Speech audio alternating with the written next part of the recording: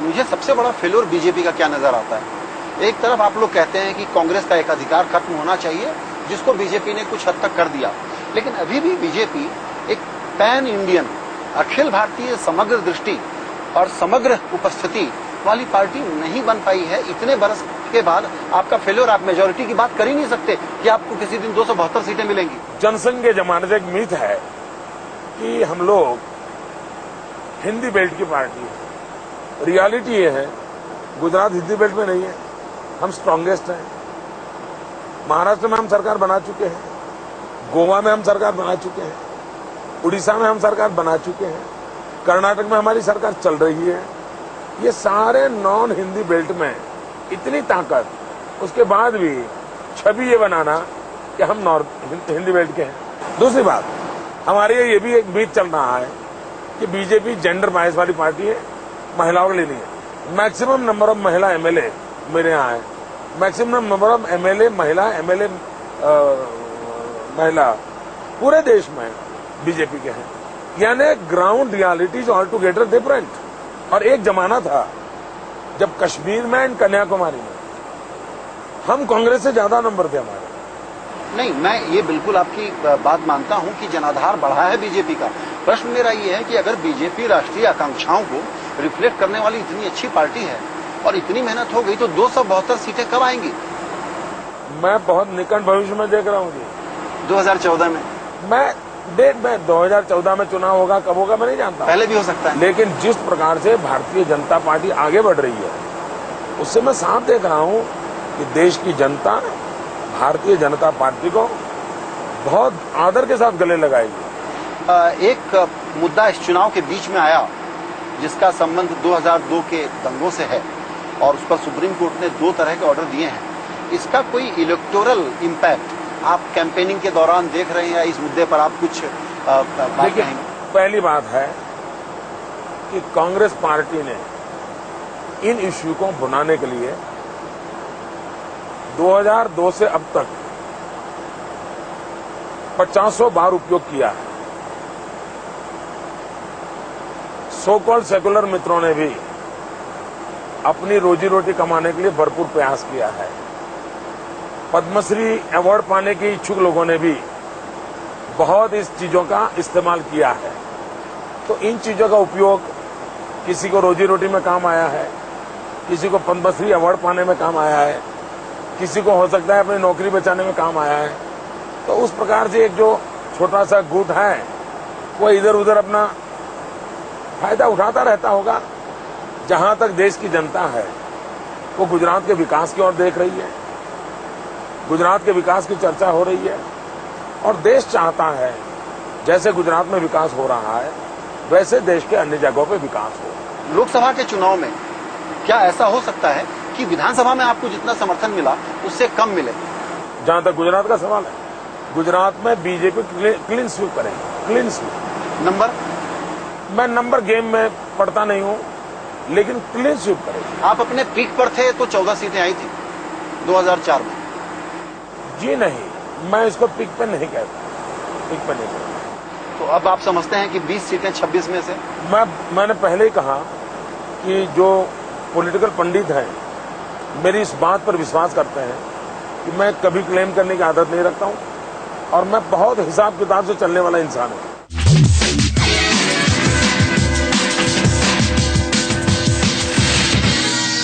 Black money का मुद्दा अचानक बीजेपी ने उठाया, जिस पर सरकार ने अब कहा है सुप्रीम कोर्ट से कि ये पॉलिटिकली मोटिवेटेड है और ये बातें सीक्रेट हैं, बताई नहीं जाती।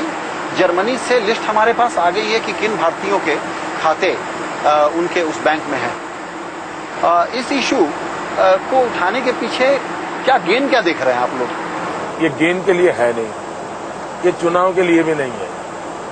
दिस इज एन एक्सीडेंट के चुनाव का समय और G20 समिट का समय एक आया। अदरवाइज आडवाणी जी ने इस विषय पर अप्रैल 2008 में चिट्ठी लिखी थी, तब तो चुनाव कहीं नहीं था। दूसरा, जब G20 समिट की एजेंडा मीटिंग थी उस समय ब्लैक मनी इश्यू आया था, टैक्स हेवन कंट्रीज की चर्चा आई थी। उस समय भारत सरकार ने स्टैंड लेना चाहिए था कि यस G20 समिट में एजेंडा रहना चाहिए, लेकिन भारत उसमें मौन रहा। तब जाके शक पैदा हुआ कि ये किसको बचाने के लिए हो रहा है। पहली बार दुनिया में टैक्स हेवन कंट्रीज पे दबाव बढ़ा है।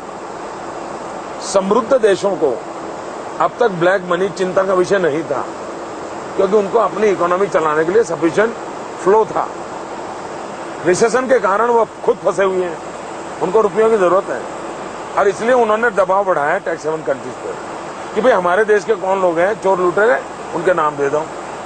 और मेरी जानकारी है, इनफॉर्मली अमेरिका के साथ एक बात तय हुई है कि अमेरिकन अथॉरिटी को अंधेरे में रख करके जो पैसे टैक्स हेवन कंट्रीज में आए होंगे उसका वेरिफिकेशन होगा, अमेरिका से टैली होगा, और अगर वो अमेरिकन अथॉरिटी को नहीं बताया है तो अमेरिकन अथॉरिटी के सामने डिस्क्लोज कर दिया जाएगा। दबाव डाल करके अमेरिका ये करवा सकता है, तो हिंदुस्तान क्यों नहीं करवा रहा है। और मेरी ये जानकारी है, 2 साल पहले एक बहुत ही विश्वस्त एजेंसी ने भारत सरकार को ये सारी सूची सुपुर्द करने के लिए ऑफर किया, लेकिन भारत सरकार ने उसमें ढीला ढाला रवैया अपनाया। और तीसरी बात है, चोर लुटेरों के नाम सीक्रेट हो सकते हैं क्या? मैं हैरान हूं जी। भारत सरकार अगर सुप्रीम कोर्ट में कहती है कि नाम डिस्क्लोज करना, अरे भाई ये क्या तरीका है? देश में अगर भारत सरकार के पास नाम है और अगर डिस्क्लोज नहीं करते हैं तो इससे बड़ा हिंदुस्तान की जनता के साथ कोई धोखा नहीं है। बिजनेसमैन तो पैसा आप जैसे भी कोई स्कीम लाएंगे वो ला करके डिक्लेयर करके आगे पीछे करके दे देगा, लेकिन बहुत सारा पैसा देश के राजनेताओं का भी है और हर तरह की पार्टी के नेताओं का है। इतने बड़े वेस्टेड इंटरेस्ट से कैसे लड़ पाएंगे? संभव नहीं है। पहली बात यह है, लड़ पाए या न पाए, लेकिन आदर्शों के लिए मर तो सकते हैं ना। मैं आदर्शों के लिए मरने वालों में से हूं, और ये मेरा आत्मा कहती, मेरा राजनीतिक एजेंडा नहीं है। इस देश के गरीबों के पैसे लूट करके ले जाएं, चाहे वो भ्रष्ट अधिकारी हो, भ्रष्ट नेता हो, भ्रष्ट व्यापारी हो, चोर लुटेरे हो, माफियाज हो, आतंकवादी हो, हवाला कांड वाले हो। मुझे बताइए साहब, उनको माफ क्यों करना चाहिए? कि जब भी राष्ट्रीय अखंडता के, आतंकवाद के बड़े मुद्दों पर लड़ने का सवाल आया, डॉक्टर मनमोहन सिंह ने एक लिस्ट गिनाई थी कि वहां पर आडवाणी जी खास करके और बीजेपी उस इशू पर कंप्रोमाइज कर गए, डक कर गए, डर गए। मुझे एक फिक्र ये है, कॉन्टेक्स्ट ये है कि अब जो पाकिस्तान के हालात हैं उसको देखते हुए ये सोचना पड़ेगा लोगों को, वोटर को, कि क्या बीजेपी कैपेबल है इतने कॉम्प्लेक्स सिचुएशन को हैंडल करने के लिए। पाकिस्तान में तालिबान ने कब्जा कर लिया है, कराची तक तालिबान अपने कदम ठोक रहा है, अमेरिका वहां बैठे बैठे डर रहा है तालिबान आया। आप मुझे बताइए, पाकिस्तान के अंदर भारत के मूल निवासी मेरे सिख भाई बंधु रहते हैं, गुरुद्वारे हैं वहां, और तालिबान आज सिखों से जजिया मांग रहा है। 5 करोड़ रुपए जजिया मांगा गया। सिख परिवारों को पूरे घर के घर बंधक बना दिए गए, गुरुद्वारों पर कब्जा करने की कोशिश की गई। हिंदुस्तान की सरकार का चुप रहना, ये क्या इससे बड़ी दुर्बल सरकार हो सकती है? और हैरान तो मैं तब हूं कि मनमोहन सिंह जी स्वयं एक सरदार हैं। नहीं, डॉक्टर मनमोहन सिंह ने बयान दिया, पाकिस्तान ने कहा ये हमारा अंदरूनी मामला। बयान नहीं, एक्शन चाहिए। बहुत सारे लोग ऐसा मानते हैं, मेरी राय नहीं है ये, बहुत लोगों की राय है कि अब राष्ट्रीय राजनीति में आपकी भूमिका है, तो अगर एनडीए की सरकार आती है तो आपका नेशनल रोल क्या होगा? नंबर 1, भारत का संविधान और भारत की रचना ऐसी मजबूत है कि छोटे से छोटा राज्य का मुख्यमंत्री भी, चाहे नागालैंड का मुख्यमंत्री हो, मिजोरम का हो, पांडिचेरी का हो या गोवा का हो, वह भी राष्ट्रीय राजनीति का हिस्सा है। कोई भी मुख्यमंत्री राष्ट्रीय राजनीति के हिस्से के बाहर नहीं हो सकता, और इसलिए गुजरात में रहते हुए मैं राष्ट्रीय राजनीति का हिस्सा हूं।